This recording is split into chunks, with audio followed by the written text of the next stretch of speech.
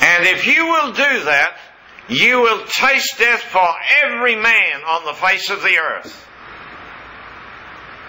both past, present, and future. You will taste death for every man. How do you fit hell in now?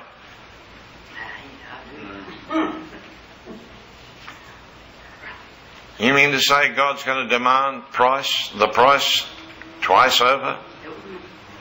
Jesus Christ paid the price 2,000 years ago, but I'm going to have to pay the price again? No. That was all. That was all. Just the one. So, he said, I will drink the cup, and he did.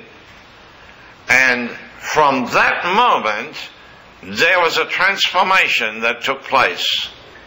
From that moment, Jesus Christ became the man. He became the man.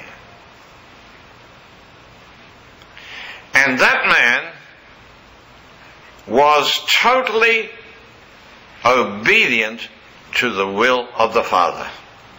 I mean, absolutely obedient to the will of the Father. And what's he doing? Now, we're going to watch. Why? Because almost immediately, there's a man walking across there, right toward Jesus, and behind him, there's a bunch of soldiers. The man walking up there is Judas, and Judas walks up to Jesus and kisses him, because that was the sign.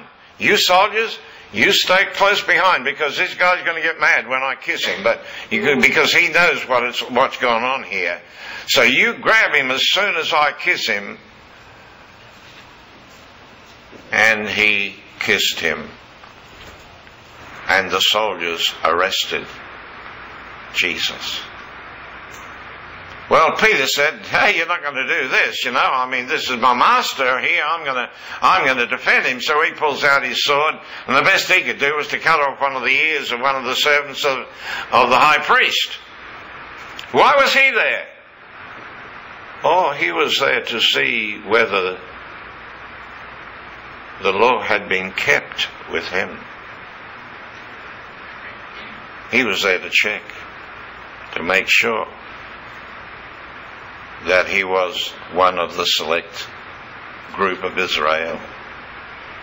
Circumcision was the mark. That's why the priest's servant was there.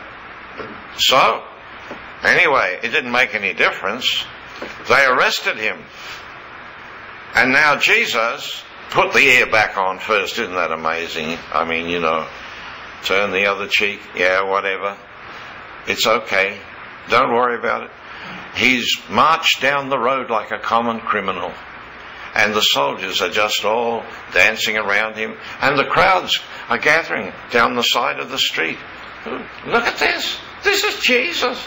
This is the great man who said, that he could rise again if somebody killed him and so on. Look at him now. Look at him. He's in chains. Oh, God. He goes down to the judgment hall and they strip him. They strip him naked. I mean, you can just imagine, can you not, what it would feel like if that had been you. Just stripped naked in front of everybody down there. And then he's held, of course, there as they beat his back with the Roman lash. 40 strokes was enough to kill a person. But he endured it. Here's the Son of God, which could have called down 12 legions of angels and wiped out the entire Roman army, but he didn't do it. Why not? Because he was a man on a mission. He drank the cup and he said, Father, I'm going to do it. And there was no way in which he was going to miss out. I mean, he knew where he was going. He was headed for the cross. Right from the moment he made that decision in the Garden of Gethsemane. The Garden of Gethsemane was the olive press. That's what it means. You see, it's not the olives that's really required in the world. It's what the olive produces. It's the oil. It's the oil. That's what is the important thing about the olive. I know some people like to eat the olives, but it's the oil. Oh God. The pressure to produce the oil was now upon Jesus Christ. He was going through the olive press. And the oil of that anointing is available for us today. So, he's headed for the cross. Pilate has a message from his wife. Don't have anything to do with this man. Let him go, because he's a godly man. And Pilate tried to get him off. He tried the best he could. In the end, he said, look, this is a special day. I can release a prisoner to you today. And here's the choice. There's Jesus Christ, the King of the Jews, and there's a guy here called Barabbas that's a robber. Now, come on, make a decent decision. Which one do you want? They said, give us Barabbas. And Jesus Christ said, thank you. Why? Because that's what he wanted. He's headed for the cross. You see? Because he's drunk the cup. It's the Father's will. Come on, you understand? It's the Father's will. It's the Father's will for you to be on that cross. That's the Father's will. Are you going to go through with this? Yes. Because if you're not going to go through with it, see, that's disobedience. And that's what's messed up the world right from the beginning. It was disobedience. It was Eve. The Apostle Paul said it was not Adam that sinned, it was Eve. She was in the transgression. It's the living soul that was in the transgression. Well, who are you going to blame for that? You're not going to blame anybody, because the living soul is not a part of God's creation. God never created a living soul. So if the living soul is the one that's got to be judged for all the sin in the world, go and destroy the soul. It doesn't matter to me. Why? Because my soul is a part of my true identity, which is Christ. That's why. But the living soul that is man, that is the woman in the world, which we all became, is not a part of God's creation. God never created a living soul. He doesn't know anything about it. Therefore, whatever that soul may have done has nothing to do with God. Oh, Lord, help us. Are you hearing this? Yes. Oh, God.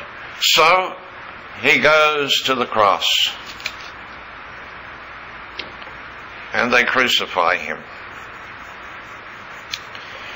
There's quite a number of things here, but I just want to touch on the main issues.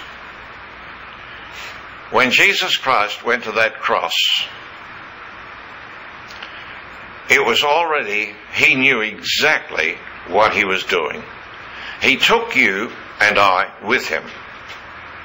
Because if he hadn't have, there would have been no redemption. If you think Jesus Christ was crucified instead of you, which is what many churches are preaching today, you're wrong. He did not die instead of you. He died as you.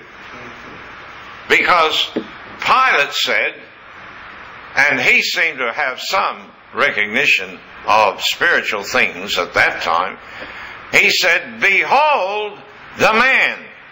He didn't say, behold the Son of God. He said, behold the man. Because that's what he had become. He had become exactly what you are. This is the atonement. This is what the Christ did in the Garden of Eden. He became the atonement there by eating the fruit with Eve, providing her with redemption. And Jesus Christ has taken you to the cross, and God and his Father said, if you will take your humanity into death, then you will taste death for every man. In other words, that will be the end of death. That's the end of death.